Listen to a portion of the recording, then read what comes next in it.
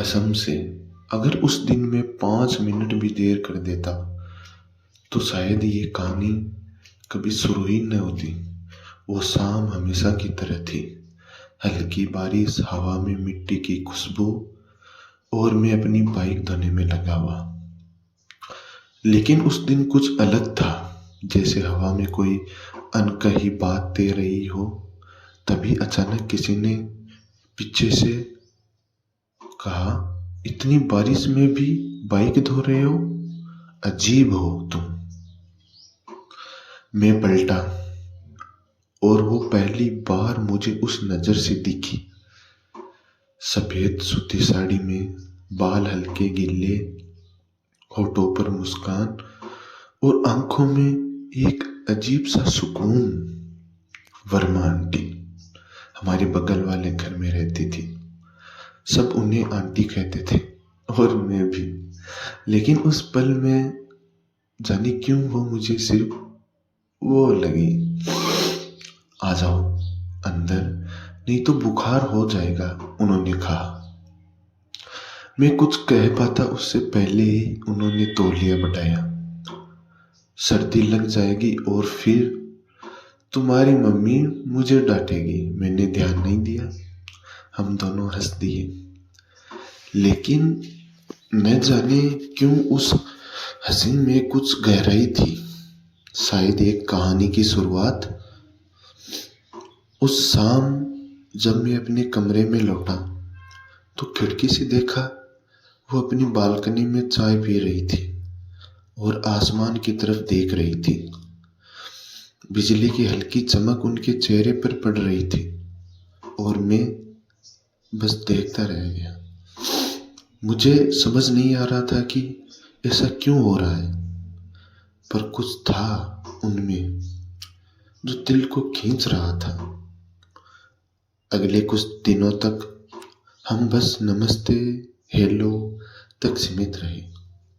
लेकिन फिर एक दिन उन्होंने आवाज दी, कॉफी लोगे? मैं चौंका। मैंने कहा, जी। वो मुस्कुराई, हाँ तुम्हारे लिए भी बनाई है, अकेले पीने का मन नहीं था। उस दिन की कॉफी शायद अब तक की सबसे यादगार कॉफी थी। बारिश बाहर हो रही थी, हवा में ठंडक थी और उनकी आंखों में कुछ ऐसा था जो किसी पुराने गीत जैसा सुकून दे रहा था। उन्होंने पूछा, तुम्हें बारिश पसंद है? मैं बोला, हाँ, लेकिन अकेले नहीं। वो हल्के से मुस्कुराई, मुझे भी। धीरे धीरे हमारी बातें बढ़ने लगी। कभी वो मेरे लिए परांठे भेज देती, कभी उनके लिए कोई पुरानी मूवी डाउनलोड कर देता। उनके चेहरे पर हमेशा एक अजीब सी उदासी रहती, जो मुस्कुराहट के पीछे छिपी होती थी। एक दिन मैंने पूछ लिया, आप खुश नहीं लगती। वो कुछ पल चुप रही, फिर बोली, कुछ रिश्ते दिखने में बुरे लगते हैं पर अंदर से खाली होते हैं। उनकी आंखें भीग गई और मेरा दिल भी। उस दिन के बाद वो मुझसे ज्यादा बातें करने लगी। शाम को अक्सर मैं उनकी बालकनी के नीचे खड़ा होता और वो ऊपर से बात करती। कभी कभी मैं उन्हें किताबें देता, कभी उनके पौधों में पानी डालता। एक शाम उन्होंने कहा, तुमसे बात करके मुझे सुकून मिलता है। मैंने मजाक में कहा, तो फिर हर रोज बात किया करो। वो मुस्कुराई, डर है कहीं आदत न लग जाए। मैं बोला, अगर लग भी गई तो बुरा क्या है। उस पल में कुछ बदल गया था। हमारे बीच हवा में कुछ अनकहा तैर गया। वक्त बीतता गया और अब मैं उनके बिना एक दिन की भी कल्पना नहीं कर सकता था। हर सुबह जब खिड़की खुलती और वो दिखती तो दिन अच्छा लगता। लेकिन एक दिन वो खिड़की बंद थी। पूरा दिन बीत गया, कोई आवाज नहीं, कोई हंसी नहीं। शाम को मैंने दरवाजा खटखटाया। आंटी, सब ठीक है? दरवाजा खुला और वो थकी हुई सी बोली, बस थोड़ा बुखार है।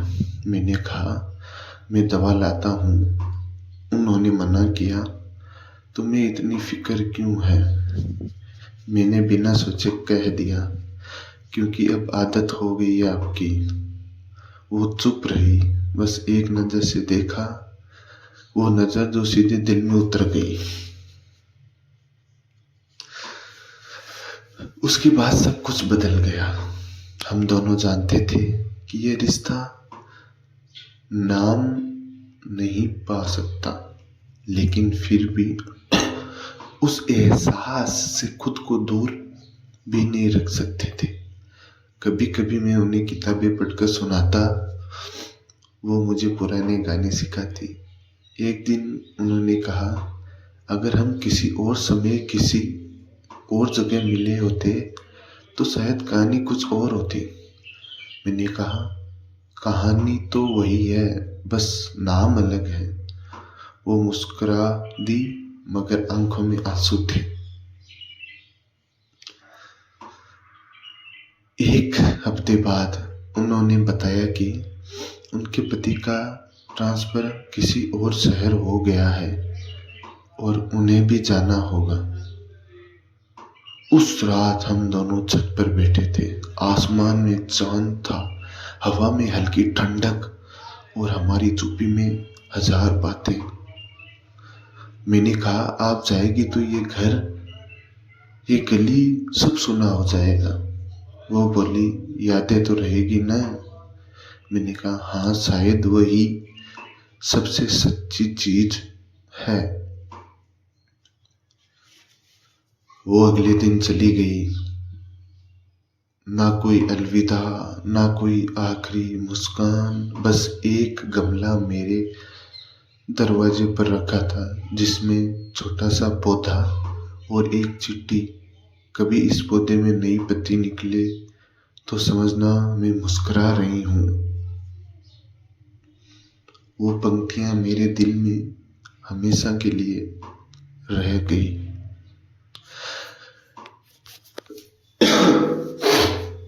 साल बीत गए, मैं अब किसी और शहर में रहता हूँ। जिंदगी में आगे बढ़ गया हूँ, पर उस खिड़की की रोशनी आज भी याद है। कभी बारिश होती है तो कॉफी की महक के साथ उनकी आवाज कानों में गूंजती है, कॉफी लोगे? और मैं मुस्कुरा देता हूँ, क्योंकि कुछ लोग जाते नहीं, बस याद बनकर जिंदगी में बस जाते हैं। आज भी जब मैं उस पौधे को देखता, जिसमें अब बहुत सी नई पत्तियां हैं, तो लगता वो कहीं नहीं, अब भी मेरे आसपास, मेरे दिल में है। अगर ये कहानी पसंद आए तो चैनल सब्सक्राइब जरूर कर ले, आगे भी ऐसी कहानी मिलती रहेगी।